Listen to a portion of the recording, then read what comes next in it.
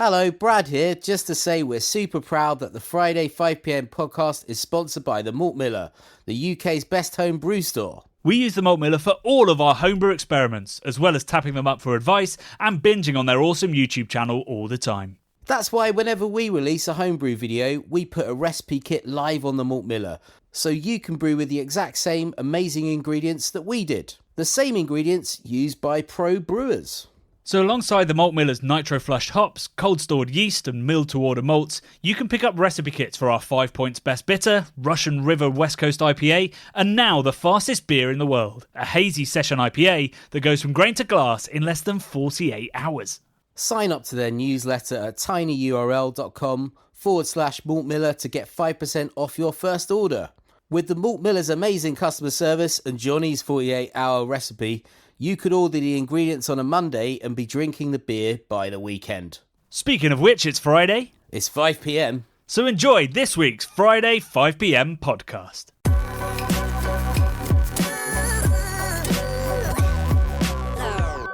Afternoon, Big Geeks. It's Friday, it's 5pm, and I hope you have not a beer in your hand, but some of our new merchandise. Oh, what a flawless link, Johnny. It wasn't even a link, it was just out the gate. Sell, sell, sell. Always be selling. I am, oh God, what's his name? The guy in Glengarry Glen Ross. Didn't he say always be closing? No, that's somebody else, isn't it? I think it is always be closing. It's ABC's, isn't it? God, I can't get a cultural reference right. I don't know why I bother doing this. We've never been able to do them. But I tell you what, Johnny, as far as cultural references go, our merch is rife with it. It is riddled with not particularly timely cultural references. Well, look, if you love streetwear, if you love heavy metal, if you love amazing first wave American craft breweries and graphic design and trashy beers, you're going to love all of our merch because it's kind of all about that kind of stuff. Absolutely, yeah. We've been collecting, I've got a file on my computer collecting silly puns on famous cultural phrases and companies, and we've been putting them out as merchandise over the last couple of days, which are all designed entirely by Brad. I also think we'll put Brad in court when we inevitably get sued by Supreme or Black Sabbath. I think you put up a good defence. Yeah, I think I won't get sued because it's all done through the company. So hopefully I won't be sued personally. That's also true. We can say to them, well, you can have the several £100 in our bank account, yeah, or we can just take the T-shirt down. I'm kind of doing a bit of a street art kind of Banksy vibe and sending up pop culture. Like, I love pop art. That's one of my most favourite art movements. And it's all about kind of celebrating popular culture and raising it to the level of art.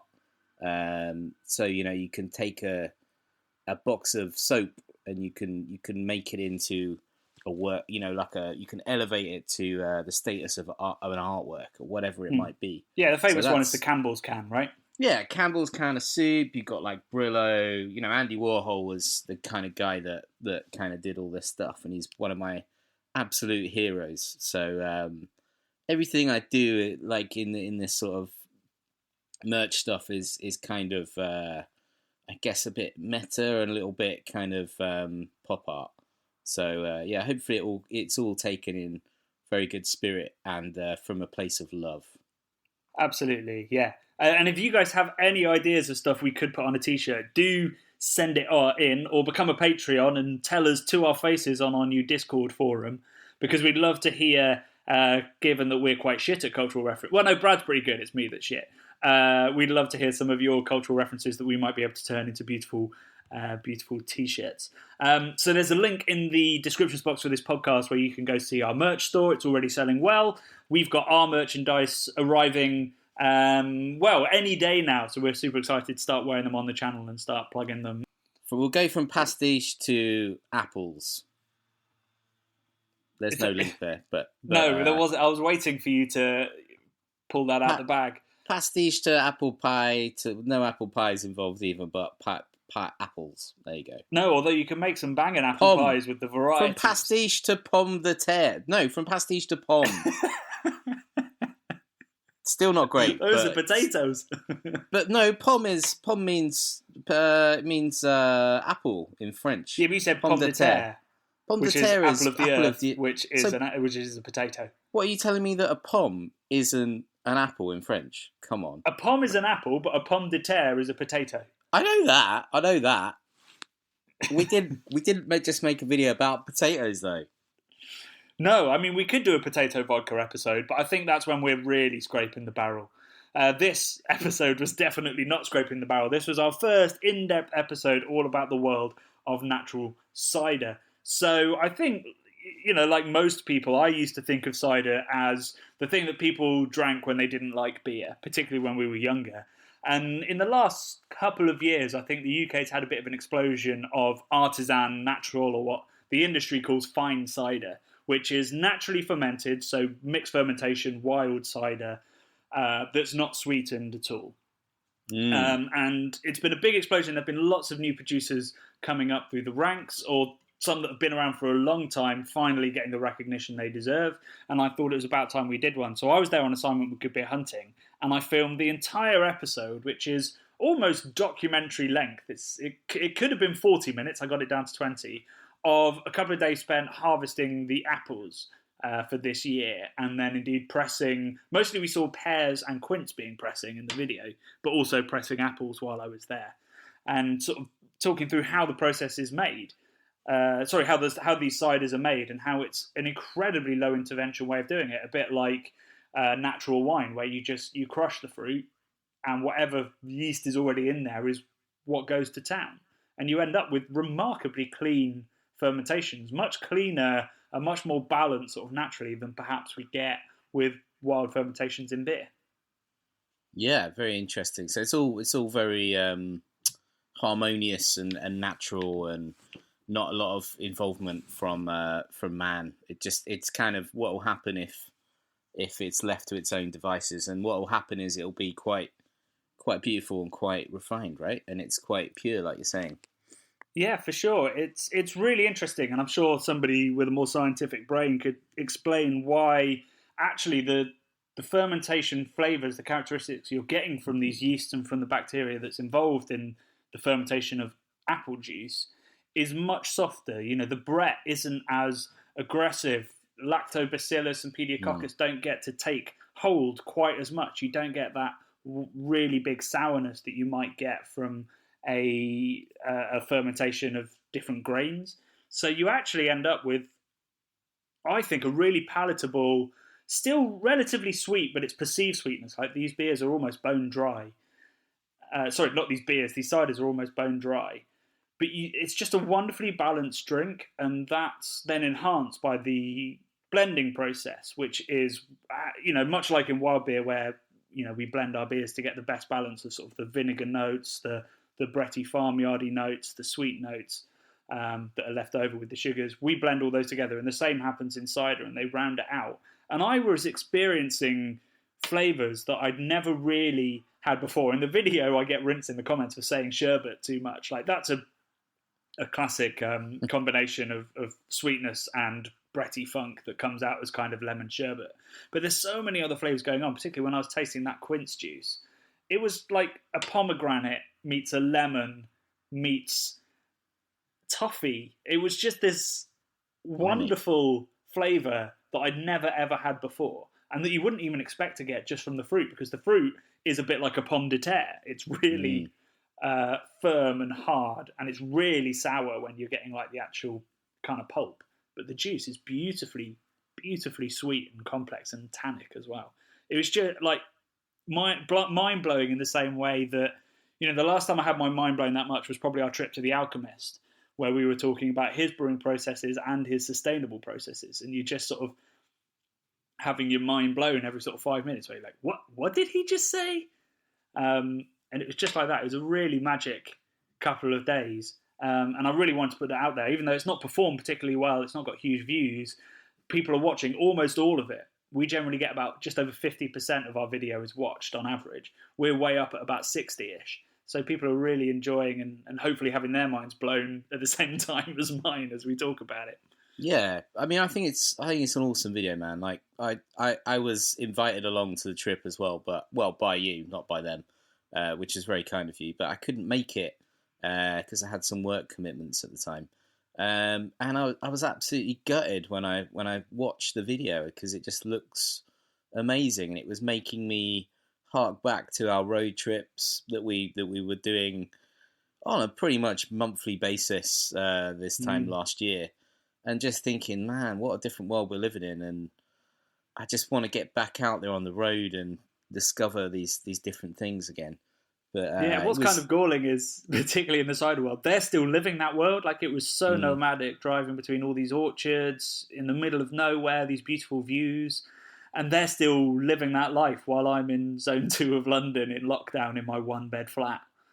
Yeah, it does. It does put things into perspective, certainly. Yeah, like, you can sort of really. I think if we didn't appreciate the simpler things in life before the pandemic, I think coming out of it, we can all agree that being outside in nature and having that re-engagement is actually amazing. And if there's one thing that comes out of this, it's that while we're not allowed to go in pubs and stuff, we are still allowed at this point to kind of go out and explore nature and sort of see the wonders in the world, or on your own, in allotted exercise time. But I think certainly myself, I've re-engaged with just going bicycle riding and just remembering, oh yeah, that's great fun. Why did I stop doing this? Like it's a great thing to be able to just go out and just be in the world, be in nature, but not be kind of in a a pub or spending lots of money or whatever it might be. So I think the video also made me think about that and just being out in the wilds, in nature, and enjoying the world while we still have it. And we should all be trying to save it as much as we can. And I think often clean beer doesn't really inspire that in us. It's a very mechanized process. Like, the breweries are made of chrome. The hops just come in pellet form. There's not as much connection to nature as there is in cider. And wild beer production definitely has that, working with oak, going out foraging for ingredients like the video we did with Yonder. And I think it's really inspired in me not only a love of cider, but also it's rekindled that love I had, when I first started travelling to Belgium a lot when I was working for Cave Direct, the Belgian beer importer. And I fell in love with that process of wild beer fermentation. And again, I've got really excited about it. So I was drinking pretty much lagers and pale ales during all this lockdown, and now my fridge is full of wild fermentations and cider again, and I can't wait. Like, whenever I think about what I want to do when lockdown's over, the first thing I think of now is going back for next year's cider harvest. That's like going to be one of the highlights of my diary next year. And what I didn't get across in the video is that there's this sort of rolling sub system of people coming in to volunteer for a couple of days, and James and Susanna, who are the Little Pomona founders, look after you, they host you, they feed you while you're helping them pick all the apples, and then the next person comes along to replace you, and there's sort of a tagging in of that, and they take over. And it's a really, your dad used to pick hops as a holiday, didn't he? And it's kind of like that for the apple harvest that's still happening. Yeah, it's amazing. It's definitely a throwback to a simpler time. Like you say, my dad was a very, grew up in a very poor London background where their yearly holiday was going hop picking in Kent for a couple of weeks in the summer. And like, my dad always looked back on that with such joy that I used to go around Geldhurst and all these places that he used to go, looking in fields with him, and he'd point out the little huts that he used to live in. It was literally like a kind of little brick built hut that his whole family would be in, and they were kind of, I guess, what would you call it? Like just free labor. and it was in exchange for you get to be out of London and be in nature with your family. Yeah, that's so appealing now. It sounds really simple, but for me, I'm like, I get to get out of London. Oh my god! yeah, So yeah. But yeah, you know, like definitely appealing. they were happy with just being in a little tiny room, you know, just together and basically putting your kids to work for a couple of weeks. It's kind of, it just blows your mind to think how privileged we are living like we do today. Certainly myself, I always found it incredibly humbling, and just to think that's where my dad kind of came from, gave me a real kind of respect of money, and how hard it is to accumulate. So yeah, I mean, I'd be up for going next year when you go, and getting involved with Oh, for the sure, harvest. we'll be back. Maybe we'll do some home cider making as well next year. Oh yeah. Yeah. Right, should we look into the comments? You picked out a favourite comment from that video. Yeah, certainly relevant to what we were just talking about. Michael Anderson said, "Bugger me, it's like making lambic and gers." It's an overreaction there. Bugger me. But yeah, I mean, it is 100% like that. Like it's low intervention. It's using wild yeasts, and it's blending towards the end. So it doesn't have the same rules that lambic does about, Gers has to be a blend of 3 different vintages, and it has to be re-fermented in bottle and stuff like that. But it's definitely, let nature do its thing, and then the humans can come in and pick the best of it and bring it together into something that's a bit more refined and a bit less rough around the edges. But what's really fun is even sometimes, in the chat we had with Tom Oliver, I can't remember whether it made it into the edit or not, but he talks about how blending is key to the flavor profiles, but sometimes you just taste a barrel and you just go, nah, I've just got to bottle that. I can't do anything else really. It just tastes so good. I've just got to put it out there. So yeah, it's definitely like lambic and Gers, but without the rules. And like I say, it seems to be, whether it's easier or whether there's some kind of intervention I'm not aware of, it just seems that cider naturally ferments in a more subtle, slower way. I mean, it takes about 18 months, I think, to ferment dry using the wild yeast, certainly in Hereford. And that is a slow fermentation. You're not going to get huge amounts of character, whereas often a lot of lambic fermentations, if you go to a lambic brewery, they are bubbling out of the top and all kicking off. I think lots of really really accessible sugars at the start, and then some longer chain ones that are broken down. Whereas maybe in cider, there's an easier mix, or maybe the fructose is so easy to ferment it doesn't really have to work too hard, or something. I don't know. I haven't done any reading into cider, so that's why I'm stuttering. No. Whereas in beer, I'll be like, well, it's this. Do you think we could speculate? I don't know whether there's any sort of if this has any scientific backing, but that you're talking about the subtlety that is kind of comes out in the fermentation, and it's a less angular than the kind of lambic stuff, which has human intervention. Do you think that it could be that the cider apples, or apples in general, when they drop, the purpose of an apple is to spread the seeds as far and wide as it can for as long as it can, and whether that's just it drops on the floor and it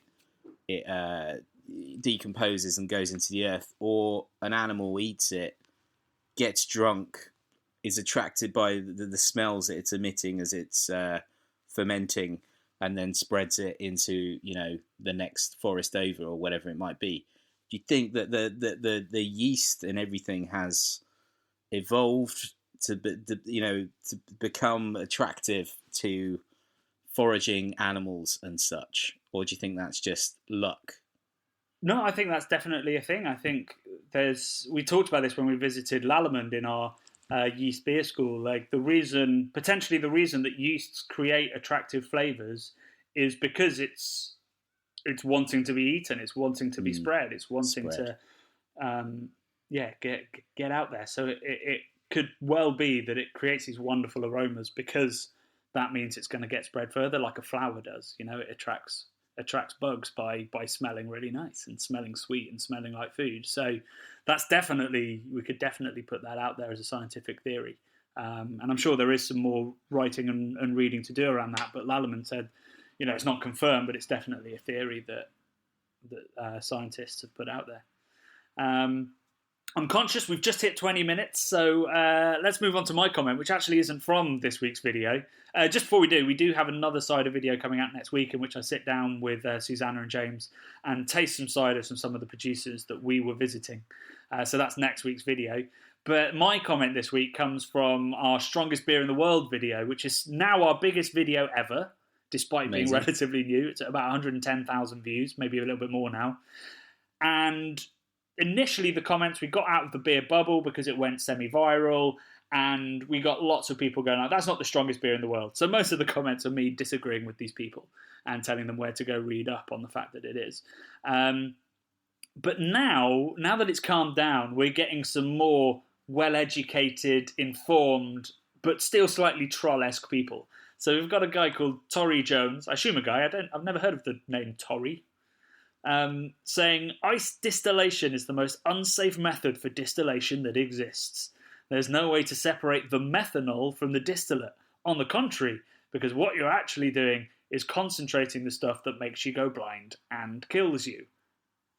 Fun comment there, Torry. He's not messing around, is he? No, he's not. And he's not the only person that's brought up this issue. So basically, ice distillation is the method that Brewdog and Schwarzbräu used to produce this, which is basically freezing the entire beer, taking off the ice, the liquid, and keeping the stronger alcohol that's left behind. Now, when you steam distill, you're taking the ethanol, but you're not taking the methanol. With ice distillation, you are concentrating both the ethanol and the methanol. And methanol is another natural product of fermentation, but it's very dangerous to humans in high doses. So he's 100% right. But firstly, if you produce your beer well, you're going to get very limited amounts of methanol anyway. It's mostly going to be ethanolic fermentation. But secondly, all of these comments seem to be saying, this stuff will kill you because it's really concentrated methanol. But there's no more methanol in it than there was in the original beer. So yes, this stuff could be dangerous if you drank it by the pint like you would of the original beer. But you're not going to be drinking it by the pint. It comes in 40 ml bottles. It's stronger than most whiskies, not cask strength whiskies or Navy rums and stuff like that, but it's stronger than most of the whiskey and gin, most of the spirits made in the world. You're not going to be drinking that in the levels that methanol is going to be a risk to you. And I just want to make that super clear because it's starting in the comments. People are starting to say we're being irresponsible for promoting it. If it was a dangerous product, it wouldn't be allowed to be released. No, not at all. I have that much faith in the EU. Clearly, about 52% of the UK population don't have that faith in the EU, but I still do.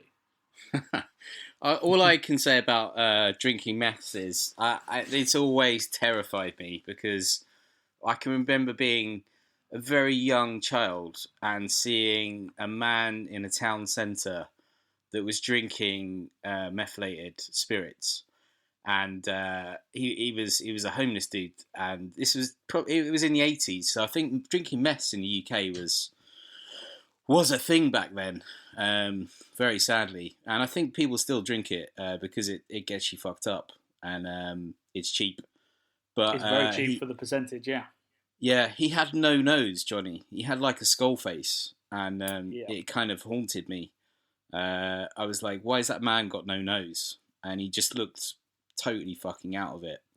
And he was drinking meths. So all I can say is, kids, don't drink meths because you'll end up like Skullface. And don't drink 578 strength in numbers in pints.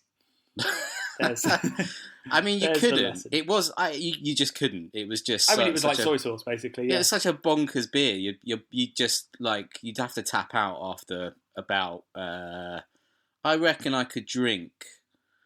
How much of that could I drink? I couldn't even drink a quarter of a pint. I couldn't even drink a quarter of that stuff. I couldn't have finished that bottle. The 20 ml that I had, my half of that bottle was plenty for me. Yeah. Yeah, I mean, it was. I'm glad I drank it, and it was a really fun thing to do. But like, fucking hell, it's kind of a crazy beer. Yeah, it was. I don't think the only time I consume it again, like I say in the video, is for dipping sushi in it. Like it was not really a drink. Yeah, but I mean, I kind of loved it as well because exactly, it's not really a drink. But I love the fact that you can go to extremes on a process and go, how far can we push it? And I think maybe they pushed it too far. But hey, they're in the Guinness Book of Records. Wait, would Brewdog be in the Guinness Book of Records, or if it's a non-independent publication, they couldn't be seen to be promoted by Diageo? There's a question for them. Yeah, I have no idea. Right, so we've come to the end of this week's podcast. We've got one final announcement to make, which is, and this is seamless from the last segment of this podcast, tomorrow night we are hosting the Brewdog Collab Fest live show. So usually Collab Fest, it's done by Brewdog. It's where every bar they have around the world collaborates with a local brewery, and then they have parties in all of their bars and try some of the beers that have been made. Obviously that can't happen with the world in the situation it's in. So they're doing a live show version. They've asked us to host it. So we'll be joining you from 4 p.m. live at Brewdog Canary Wharf tomorrow, drinking through 12 of the collaboration beers. There's lots of other exciting stuff happening. You'll get an update from James and Martin about the brewery. JK, their new head brewer, is going to do a tour. It's not JK Jamiroquai, is it? No, very much not him. I'm just picturing JK from Jamiroquai in one of his massive hats, sort of dancing in a jazzy way around a brewery, checking all the vessels, seeing what's going on. Yeah, he'd have an awesome hard hat, wouldn't he? He really would. I love it. Great stuff. Cool. Yeah, I can't wait, man. Yeah. It's going to be great. It's going to be great fun, and I think we'll be pretty merry by the end of it after all the interviews and tastings of the beers. I'm most excited about Don Zoco's one, which is a Bretted Pilsner. That excites me, so I'm looking forward to tasting that one. And it's one of the more sensible options too. Great stuff. So yeah, we'll see you at 4 p.m. tomorrow. It's on YouTube. We'll put loads of links on our social media so that you can see it. And also, if there is a link already, I'll pop that in the show notes. Otherwise, guys, have an amazing week. We'll see you on Wednesday for the next Cider episode. And, of course, back here for first beer of the weekend at Friday, 5 p.m. next week. Love and beer.